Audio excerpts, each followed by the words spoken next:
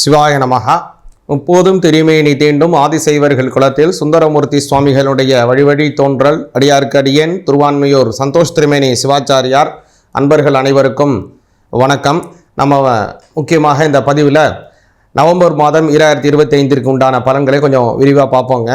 அதாவது முக்கியமாக சொல்லணும் அப்படின்னா, பொதுவாகவே உங்களுடைய வாழ்க்கையில் கடன் சம்பந்தப்பட்ட தொல்லைகள் இருக்கா, அல்லது உடல் வியாதிகள் சம்பந்தப்பட்ட உபாதைகள் இருக்கா, அல்லது உங்களுடைய ஜாதகத்தில் சூரியன் மறைவு ஸ்தானத்தில் இருக்காரு, அல்லது நீச்சஸ்தானத்தில் இருக்காரு, அல்லது 6, 8, 12 இந்த மாதிரியான ஒரு மறைவு ஸ்தானத்தில் பலன் கொடுக்கக்கூடிய இடத்துல சூரியன் போய் மறைஞ்சிருக்காரு. அப்போ உங்களுடைய ஜாதக ரீதியாக என்ன பண்ணணும், அதுக்கு என்ன செய்யணும் அப்படிங்கிற விஷயங்களையும், அதே போல் உடல் வியாதிகள், கடன், அதே மாதிரி அது கடுமையான வேலை உழைப்புகள், இதன் மன சொற்ப வருமானம், இது எல்லாம் 6ஆம் பாவத்தை சம்பந்தப்பட்ட விஷயங்கள். இது எல்லாமே இந்த மாதிரி உங்களுடைய ஜாதகத்தில் இருக்குது அப்படின்னா அதற்கு என்ன பண்ணணும் அப்படிங்கிறதையும் இந்த வீடியோலேயே நான் உங்களுக்கு சொல்கிறேன், தெளிவாக சொல்கிறேன். இந்த வீடியோ முழுமையாக பாருங்கள்.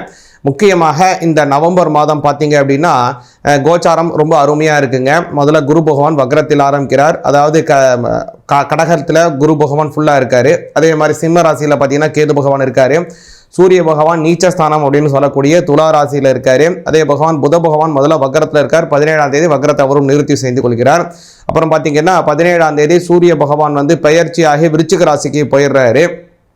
அதே மாதிரி செவ்வாய் பகவான் இந்த மாதம் முழுவதுமே அவர் விருச்சிகத்திலே தான் இருக்கார். சுக்கிர பகவானை பார்த்தீங்கன்னா முதல்ல கன்னி ராசியில் இருக்கார் முதல்ல. அப்புறம் 3ஆம் தேதி பார்த்தீங்கன்னா அவர் துலா ராசிக்கு வராரு. மறுபடியும் பார்த்தீங்க அப்படின்னா 27ஆம் தேதி இந்த மாதத்தினுடைய கடைசியில் அவர் மறுபடியும் விருச்சிக ராசிக்கு வந்துடுறாரு.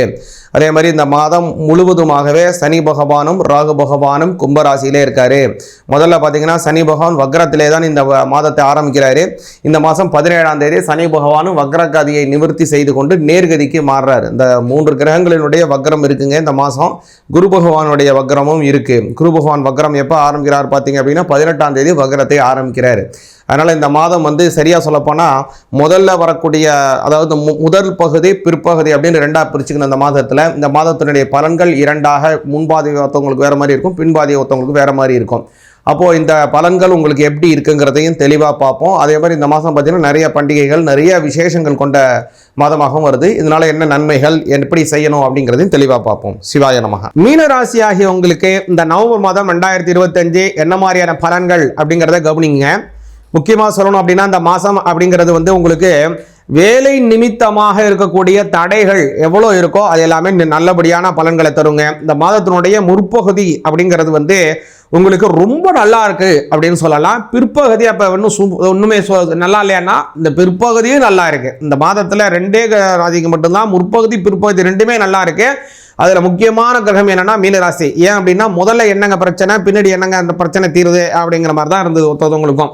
ஆனால் மீனராசிக்காரங்களுக்கு மட்டும்தான் முற்பகுதியும் நல்லா இருக்கு, பிற்பகுதி அதை விட நல்லா இருக்கு அப்படின்னேங்கிற மாதிரி இருக்கு. முதல் பகுதியில் என்ன ஒரு நல்ல சிறப்பு அப்படின்னா, கெட்டவன் கெட்டிடும் ராஜயோகம்ங்கிற ஒரு யோகம் இருக்கு.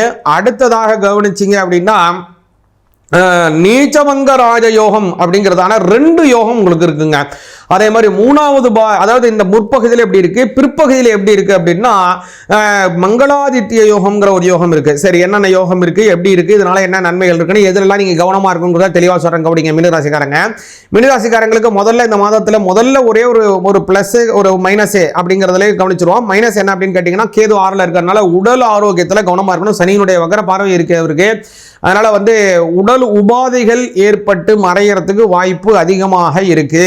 அதனால எந்த விஷயங்கள் செய்தாலும் சரி, அது உடல் ஆரோக்கியத்துக்கு எப்படி இருக்கும், ஏதோ ஒன்று சாப்பிட்றீங்க, ஏதோ வெளியூர் போறீங்க, தூக்கத்தை கெடுத்துக்கிறீங்க, தூக்கத்தை விட்டுட்டு ஏதோ ஃபோனை பார்க்குறீங்க, இல்லை ஏதோ ஒன்று செய்றீங்க அப்படின்னா இது எந்த மாதிரியான இம்பேக்ட் நம்மளுடைய உடல் ஆரோக்கியத்துக்கு கொடுக்குங்கிறத நல்லா கவனிங்க.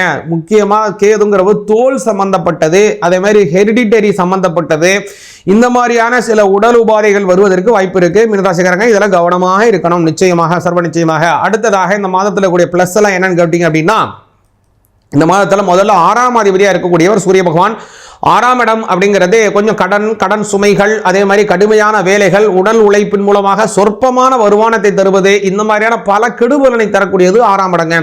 அதற்கெல்லாம் காரணகர்த்தா யாரு அப்படின்னு கேட்டீங்கன்னா உங்களுக்கு சூரிய பகவான் தான் காரணகர்த்தா. அதே காரணகர்த்தா இப்போ 8ல் மறைஞ்சிட்டாரு.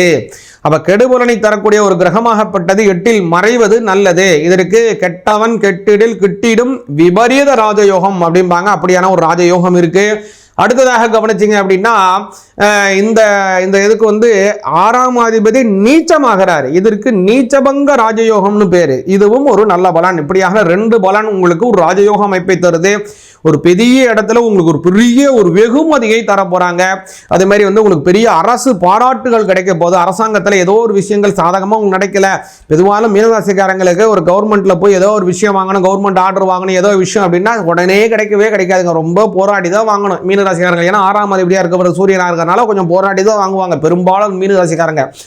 இப்போ உள்ள காலத்தில் அதே சூரிய பகவான் 8ஆம் பாவத்தில் மறைஞ்சிட்டதுனால இந்த காலகட்டம் அப்படிங்கிறது அவர் நல்ல பலனை அதிகமாக தரக்கூடியதற்கு சாதகமாக இருக்கு. அதனால இந்த காலத்தில் அதை பயன்படுத்தினீங்கன்னா கொஞ்சம் சீக்கிரமாக கிடைக்கும். ரொம்ப 10 தடவை அலைகிறது 2 தடவையில இங்கே வாங்கிடுவீங்க. அதனால ஒரு நல்ல பலன் இருக்கு. அதை நீங்கள் பயன்படுத்தணும். அரசாங்கத்தில் ஏதோ ஒரு ஃபைன் வாங்கணும், பட்டா சிட்டா அடங்கல் வாங்கணும், இல்லை யாருக்காவது உங்களுக்கு ஏதோ ப்ரொடியூஸ் பண்ணிட்டு டெத் சர்டிஃபிகேட்டோ கரன்சிப்போ பண்ணிட்டு உங்கள் பேரில் ட்ரான்ஸ்ஃபர் பண்ணணும், ஏதோ ஒரு விஷயங்களை நீங்கள் மாற்றிக்கணும், உங்கள் பேரில் அதை ஊர்ஜிதப்படுத்திக்கணும், ஏதோ உங்களுக்கு ரே பண்ணி கொடுத்தாங்க அது இன்னும் நான் மாற்றிக்காம இருக்கேன், இந்த மாதிரி ஏதோ ஒரு விஷயம் இருந்ததுன்னா நிச்சயமாக அதை மாற்றிக்கொள்ளுங்க. ஒரு நல்ல பலன்கள் கிடைக்கும். அடுத்ததாக கவனிச்சிங்கன்னா நிறைய இந்த மாதத்தில் நிறைய நல்ல பலன்கள் இருக்கு. மீனராசிக்காரங்களுக்கு கவனமாக இருக்க வேண்டியது ஒன்று தான். முக்கியமாக உங்கள் உடல் ஆரோக்கியத்தில் கவனமாக இருங்க. அதனால் முன்னாடி சொன்ன மாதிரி பிள்ளையாரே வணங்குங்க. ஏன்னா கேது இருக்கிறதுனால கேதுக்கு காரணகர்த்தா பிள்ளையார் தான். ஒவ்வொரு சங்கடஹர சதுர்த்தி, அதாவது இந்த மாதத்தில் பார்த்தீங்கன்னா நவம்பர் மாதம் 8ஆம் தேதி விநாயகர் விதமான சங்கடஹர சதுர்த்தி வருது. அதே மாதிரி கவனிச்சிங்கன்னா இந்த மாதம் 24ஆம் தேதி சுக்ல சதுர்த்தின்னு சொல்லக்கூடிய வளர்பிறை சதுர்த்தியை தரக்கூடியது. நமக்கு வரக்கூடிய கஷ்டங்களை போக்கக்கூடிய சங்கடஹர சதுர்த்தி, நமக்கு வரக்கூடிய நல்லதுகளை அதிகமாக தரக்கூடியது நவம்பர் மாதம் 24ஆம் தேதி வரக்கூடிய சுக்ல சதுர்த்தி. இந்த 2 தினத்தும் பிள்ளையாரை கும்பிட்டு வந்தீங்கன்னா நல்ல பலன் கிடைக்கும். கூடுதலாக 7.5 சனி நடந்துட்டு இருக்கு. சனிக்கிழமை தோறும் சனி பகவானை கும்பிட்டு நல்ல பலன் அதிகமாக கிடைக்கும். சிவாய நமஹ.